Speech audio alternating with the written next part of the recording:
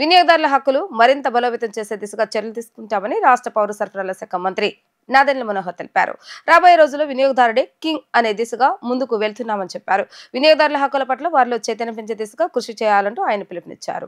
Civil court ప్రాంగణంలో వినియోగదారుల commission 2వ బెంచ్ ని రాష్ట్ర పౌర సరఫరాల శాఖ మంత్రి నాదెండ్ల మనోహర్ ప్రారంభించారు. సందర్భంగా బీబీఏ హాల్లో ఏర్పాటైన సభలో మంత్రి మాట్లాడుతూ వినియోగదారుల హక్కులు మరింత బలోపేతం కావాల్సిన అవసరం ఉందన్నారు. ఆ దిశగా తమ ప్రభుత్వం చర్యలు చేపట్టిందని తెలిపారు. ఇందులో భాగంగా మచిలీపట్నం వెళ్లే అవసరమే లేకుండా విజయవాడలోనే వినియోగదారుల 2వ బెంచ్ ఏర్పాటు చేయడం అభినందనీయమని అన్నారు. మోసపూరిత ప్రకటనలు, నాణ్యత లేని సరుకులు, తూకంలో మోసాలు జరుగుతున్నటువంటి నేపథ్యంలో వాటిని ఎదుర్కొనేందుకు గాను వినియోగదారుల హక్కులు మరింత బలోపేతం కావాల్సిన అవసరం ఉందని అన్నారు. ఆ దిశగా రాబోయే రోజులు వినియోగదారుడే కింగ్ అనే విధంగా వారి హక్కుల పట్ల చైతన్యపరుస్తున్నామని మంత్రి వివరించారు. వినియోగదారుల కేసుల పరిష్కారానికి సంబంధించిన గణాంకాలు మంత్రి ఈ సందర్భంగా వివరించడం జరిగింది. ఈ కార్యక్రమంలో పలువురు న్యాయమూర్తులు, బీబీఐ ప్రతినిధులు పాల్గొనడం జరిగింది. వినియోగదారుల పరిరక్షణ చట్టం 1986ను అనుగుణంగా రాష్ట్ర వ్యాప్తంగా ఆంధ్రప్రదేశ్లో ఉన్న రాష్ట్ర స్థాయి కమిషను, అదేవిధంగా వివిధ జిల్లాలకు ఉన్న జిల్లా స్థాయి కమిషన్లు ఏర్పాటు చేయడం అనేది పౌర సరఫరాల శాఖ నుంచి వినియోగదారుల కోసం కేంద్ర ప్రభుత్వం ఇచ్చిన ఆదేశాల మేరకు ప్రతి జిల్లాలో కూడా వినియోగదారులకు భరోసా కల్పించడానికి, ఎక్కడైతే మోసపూరిత ప్రకటనల వలనో నాణ్యత లేని సరుకుల వలన వాళ్ళు ఇబ్బంది పడడమో, సహజంగా అనేక సందర్భాల్లో వినియోగదారులకు ఉన్న హక్కుని ఉపయోగించుకోవడానికి కోసం ఇది ఒక అద్భుతమైన వేదిక. అయితే సమాచార లోపం వలన పూర్తి స్థాయిలో ప్రతి ఒక్కరికి సమాచారం అందించాలనే ఒక ప్రయత్నం మా శాఖ నుంచి మేము చేస్తున్నాం. ఇప్పుడే నేను కమిషనర్ గారిని కూడా కోరాను, రాష్ట్ర వ్యాప్తంగా కన్జ్యూమర్ క్లబ్లు ఏర్పాటు చేయడం, వీలైతే పాఠశాలలోనూ కాలేజీల్లోనూ అందరికీ కూడా అవగాహన పెంచే విధంగా ఒక ప్రయత్నం రాబోయే రోజుల్లో చేస్తాం.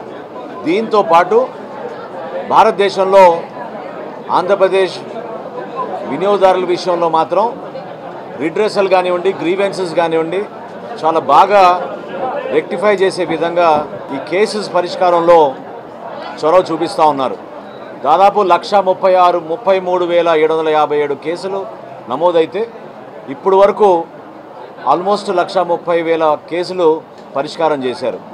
జిల్లా స్థాయిలో 50 లక్షల వరకు, రాష్ట్ర స్థాయిలో 2 కోట్ల వరకు ఎవరైనా వినియోగదారుడు వాళ్ళు నివసిస్తున్న ప్రాంతంలో గౌరవ కోర్టుని ఆశ్రయించి తనే ఆర్గ్యూ చేసుకోవచ్చు, లేదా న్యాయవాదుల సలహాతోటి వాళ్ళు సంప్రదించి వాళ్ళ ద్వారా కూడా ఆర్గ్యూ చేసుకోవచ్చు.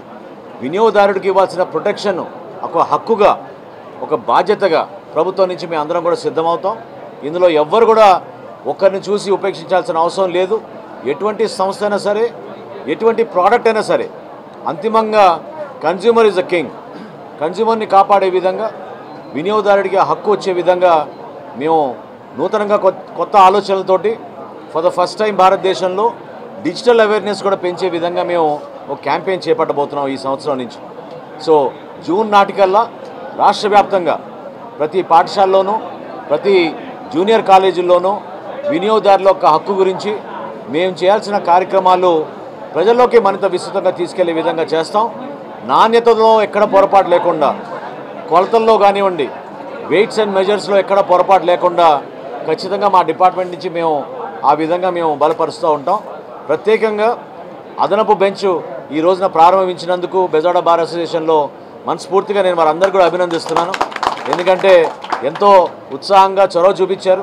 ఇక్కడి నుంచి వినియోగదారుడు ప్రతిరోజు మచిలీపట్నంకి వెళ్ళాలంటే అనవసరమైన ప్రయాణం, అక్కడ ఇబ్బందికరమైన పరిస్థితులు ఉన్నాయి కాబట్టి వాళ్ళకి ఇంకా అందుబాటులో తీసుకొచ్చేటట్టు ఈ కార్యక్రమం ఈరోజు చేపట్టాం. వాళ్ళందరినీ కూడా నేను టీంని అభినందిస్తున్నాను. ఎందుకంటే నిజంగా వాళ్ళు నెల రోజుల నుంచి అహర్నిశలు కృషి చేశారు. అది సాధ్యమైనందుకు, ఈ రోజున ఇటువంటి కార్యక్రమం చేసుకుంటున్నందుకు ప్రతి ఒక్కరిని వాళ్ళు చూసిన చొరవ, అట్ ద సేమ్ టైం వాళ్ళు వినియోగదారుడికి మరింత మెరుగైన సేవలు అందించడానికి చేసిన ప్రయత్నాన్ని మనస్ఫూర్తిగా డిపార్ట్మెంట్ నుంచి మేము అందరం కూడా అభినందిస్తున్నాం.